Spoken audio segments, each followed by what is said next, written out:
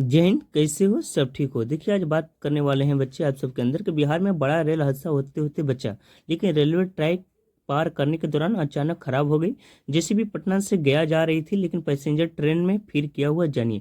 ये आप दृश्य देख सकते हैं। दृश्य के हिसाब से पता लगा सकते हैं कि भारत के रेलवे मंत्री कौन है, और ये जब तक बने हैं तब तक ये रेलवे दुर्घटना होती जा रही है। ठीक है।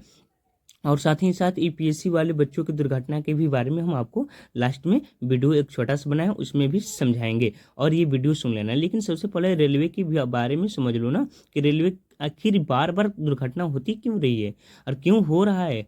ठीक है। जब सुनो 2-4 दिन में रेलवे दुर्घटना हो रही है, इस मान कर चलो कि 13 दिन में, ये पिछले 13 दिन में बात कर रहे हैं तो बहुत सारे रेलवे दुर्घटना हो गया है। ठीक है। ये जो रेलवे है ये और दर्दनाक है। आखिर ये ऐसा हो क्यों रहा है? ठीक है। जब रेलवे दुर्घटना होता है, लड़ता है या किसी भी प्रकार की टकराकर कोई भी दुर्घटना होता है, तो बच्चों के साथ खिलवाड़ होता है। कितने लोग उसमें डेड कर जाते हैं, मर जाते हैं, तो उनके परिवार का खर्चा कौन उठाएगा जिंदगी भर? बात समझ रहे हैं ना? तो इसी के लिए इसमें दिया है कि बिहार में बड़ा रेलवे हादसा होते होते बच रहा है, लेकिन रेलवे ट्रैक पार करने के दौरान अचानक खराब हो गई। जैसे भी पटना से गया जा रही थी, लेकिन पैसेंजर ट्रेन फिर क्या हुआ जानिए इसके बारे में। ठीक है।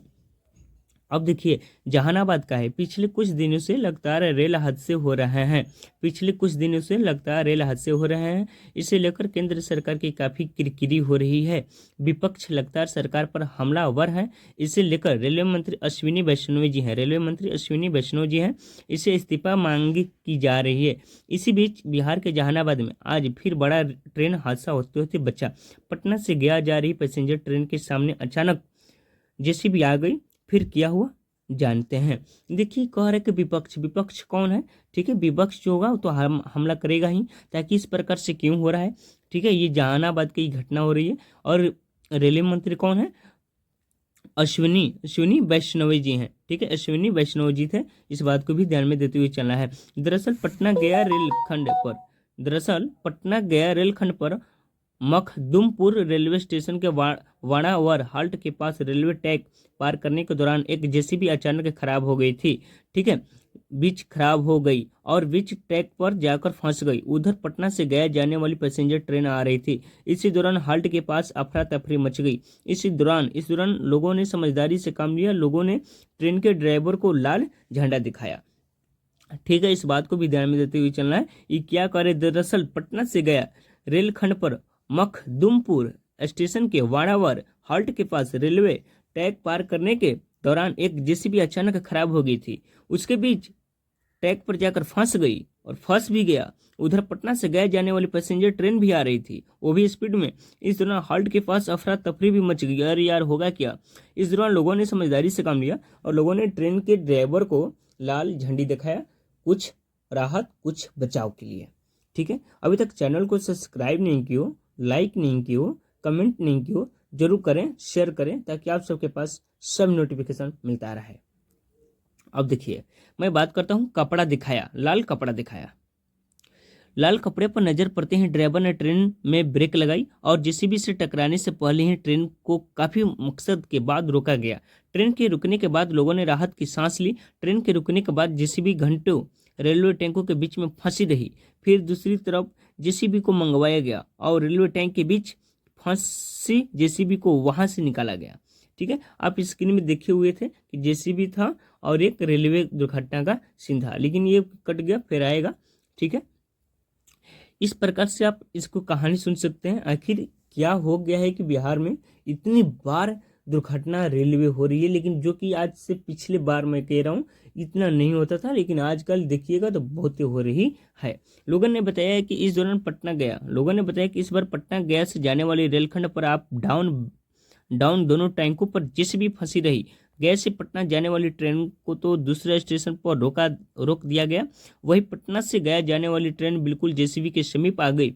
गनीमत यह रही कि दूसरे ट्रैक पर आ रही ट्रेन को वहां मौजूद यात्रियों को सूझबूझ से लाल कपड़े दिखाकर किसी तरह से ट्रेन को रुकवाया जाए, या किसी भी तरह से ट्रेन को क्या किया जाए वो भी मैं आगे बताने वाला हूँ।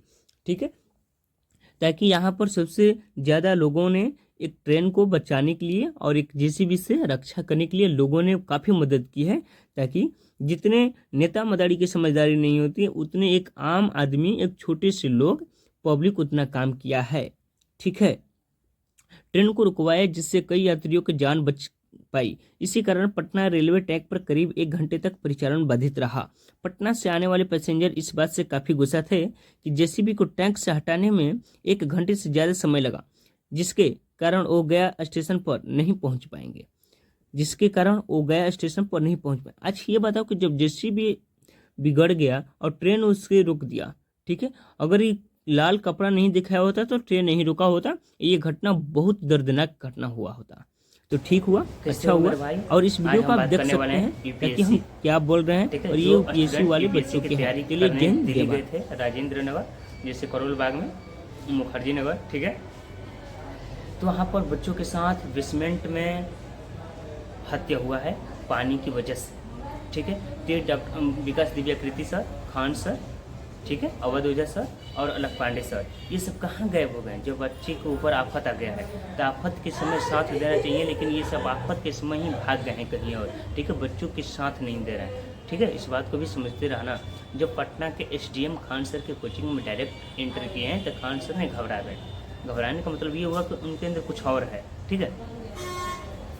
जब खान सर की कोचिंग में पूरा एसडीएम की टीम और साथ ही साथ एसडीएम जब निरीक्षण करने लगे तो खान सर के क्लासरूम में बहुत दिक्कतें पाई गई है, यानी बहुत गड़बड़ी है। कहने का मतलब है कि कम जगह रहते हुए बच्चों की जनसंख्या अधिक है और ज़्यादा बच्चे पढ़ाई कर रहे हैं, ठीक है। जैसे एग्जाम्पल दे रहा हूँ कि एक बेंच पर 3 बच्चे से ज़्यादा नहीं बैठना चाहिए, तो वहाँ पर 5 से 6 बच्चे को पढ़ा रहे हैं, बैठा कर पढ़ा रहे हैं। कि इतनी तो भीड़ है ना जी। अगर मान कर चलिए कि क्लासरूम में कहीं आगे लग गया, चाहे कुछ भी हो गया समस्या के लेकर, तो बच्चा नहीं निकल पाएगा, ठीक है। और द्वार की बात हुआ तो उसमें 2-4 रहना चाहिए ताकि बच्चा किसी भी प्रकार से जल्दी निकल जाए। और अवध ओझा सर की बात हम करते हैं तो अवध ओझा सर को मुखर्जी नगर में बच्चों ने बहुत कहा कि अवध ओझा सर आइए, हमें समझाइए और हमें रास्ता दिखाइए, लेकिन अवध ओझा सर कुछ बात नहीं सुनी। और विकास दिव्याकृति सर जो कि दृष्टि IAS के लिए फेमस टीचर है, दिल्ली में सबसे फेमस टीचर है, पटना में खान सर फेमस है और अलग पांडे सर हैं, अवध ओझा सर हैं। ये सब टीचरों जितने हैं ये सब बच्चों के साथ देना चाहिए, लेकिन बच्चों के साथ नहीं दे रहे। जैसे कहा जाता है कि आग में पानी डालना चाहिए तो आग बुझना चाहिए, लेकिन ये आग में केरोसिन डाल रहा है ताकि और आग लगे। ये बच्चा आज की नहीं है, ये हत्या आज का नहीं है, बहुत बार हत्या हो गया है, ठीक है।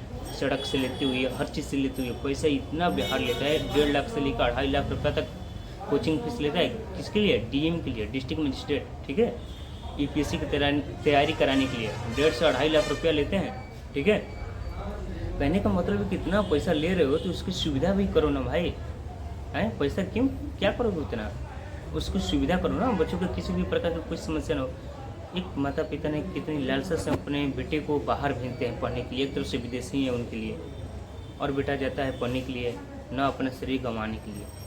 जैसे बचपन में खेलते खेलते खिलौना टूट जाता है ना, तो फिर से खिलौना खरीद लेते हैं, तो उसी प्रकार से नेता मदारी के लिए और बड़े बड़े फेमस टीचरों के लिए जो पैसा वसूल करता है बच्चों को फुसलाकर, उनके लिए ही एक खिलौना टूटा है। खिलौना ये शरीर है भाई, खिलौना को मत तोड़ना। एक शरीर जब टूट जाएगा ना तो दोबारा फिर उत्पन्न नहीं होगा, ठीक है। अलग अलग चैनलों के माध्यम से आपको इसमें वीडियो दिखाएंगे, देख लीजिएगा, कैसा लगेगा आप बताइए, कमेंट करें। अगला वीडियो फिर आएगा मेरा, ठीक है। जय हिंद, जय भारत।